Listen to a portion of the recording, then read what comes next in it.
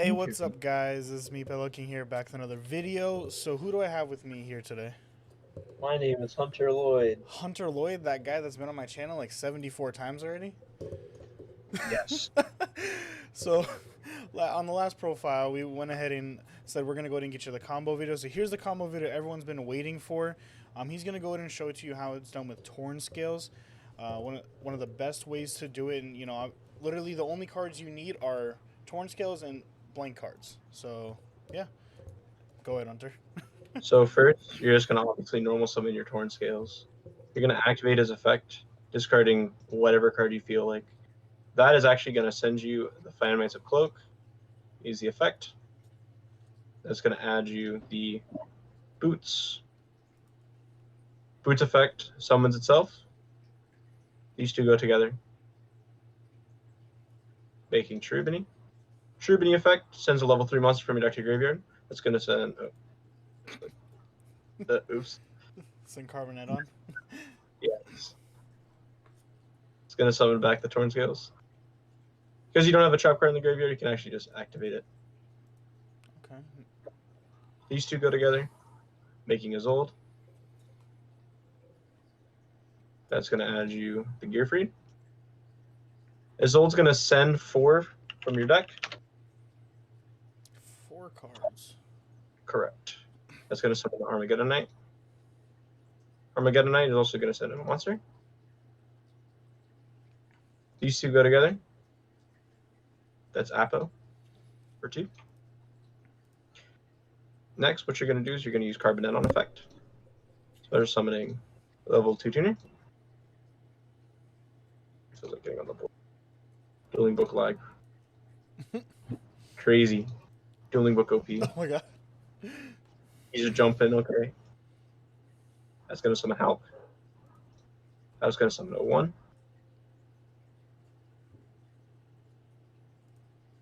Summon a Rodon. A Rodon effect activates. Summoning 3 tokens. Oh, 1 comes back. From here, what you're going to do, you're just going to make 7. Making Power Tool Dragon. Power Tool effect activates, you're going to reveal 3 equips. Now, it actually does not matter what equips you actually show here. 3 you have to show is definitely the 2 DR and the Living Fossil. So in any scenario, it actually is the same outcome. But for this outcome, I'm just going to show you the more 66 more likely % chance. If you do actually end up getting the Living Fossil, you just summon back the Galaxy Serpent. It's the same outcome.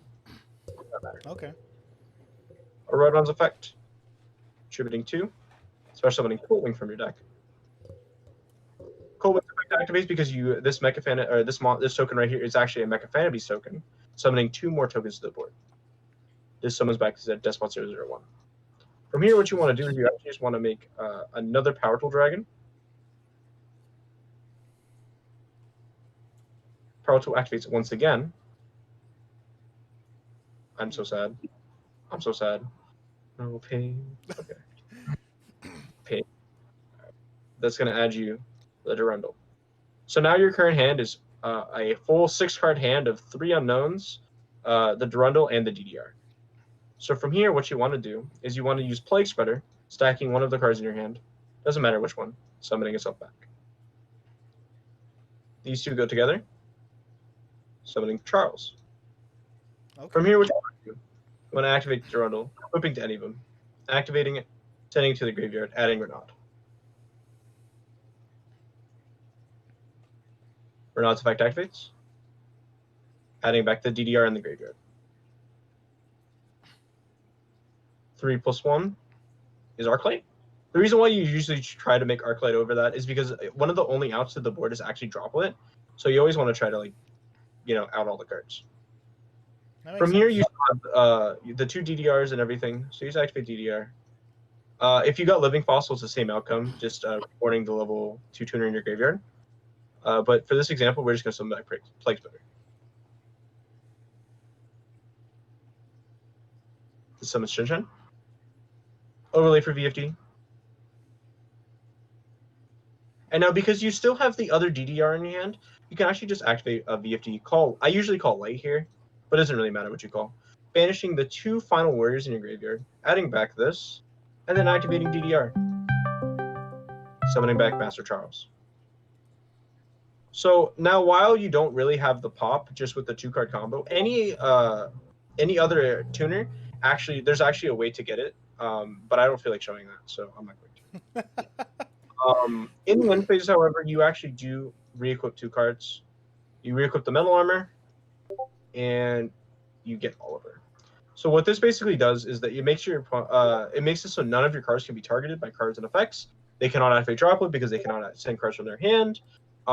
If they do activate Droplet, discarding spells and traps, you can actually just negate it with Arclight. BFD will resolve. They cannot target any of the board, so even if they activate something like Dark Ruler no more, it does not matter, because they still cannot out the board anyway, as they cannot attack or activate monster effects. And if they even set 5, it's fine because you get 2 pops and a comeback play in the end phase, as Charles will pop another card. Jesus Christ. What's crazy about this is it looks like you can do this with just 2 warriors as well. It's just reverse. You just make Isolde first. Would that be correct or no? Correct. What the heck? So you get everything. If you make it with 2 warriors, it's actually somewhat better. The only difference ends up being is that you actually get to make Roland also on top of the board. But the thing I don't like about that combo is that if you're making Roland, you must make Savage instead of Herald. That's the only difference. But technically, the board is technically stronger. Yeah, you get an extra negate. But you get an extra. Well, you technically get an extra pop. Oh yeah, you get the form of roll. The rolling in the grave. Master Charles. Yeah. But the problem is that board is directly weaker to Droplet, so that's why I like doing the normal summon Torn Skills play. Okay, that's fair. That makes sense. Yeah. So that's just a generic. That's the best combo, or one of the best combos that the deck has. You still have 2 to 3 cards in hand afterwards, as long as the Gear Free for the follow up, as well as the Durandal coming back in their end phase. So usually most decks can actually not break the board. The cool thing about Metal Silver Armor is that your opponent cannot activate cards or effects for monsters on the field, or your opponent cannot activate targeting effects that target monsters on the field or in the graveyard. So they cannot activate Ice Dragon's Prison if they just set 5. Cannot activate that because it targets a monster in the graveyard, and you cannot target any monster except for Charles. You can activate DB Crow. Cannot activate Impermanence. Cycle Reader's another one. All of these cards just become useless and dead cards. So that's why this deck is very, very strong right now, especially with the introduction of like Arclight and other cards, VFD protecting the Arclight and everything else. Jesus. But that's the deck. Christ. So this deck just does the same thing, but with VFD. Huh. Correct. There's also different iterations where, like, if you start with Connector, you also get to look at your hand with Aqua Dolphin, obviously. Since that's just 2 warriors, and it just does the same thing over and over again. Place your hand traps really easily. Wow, that's insane. Well, I appreciate you coming on and showing us that combo. My pleasure. Right. Thanks, Chief. Yep, take it easy.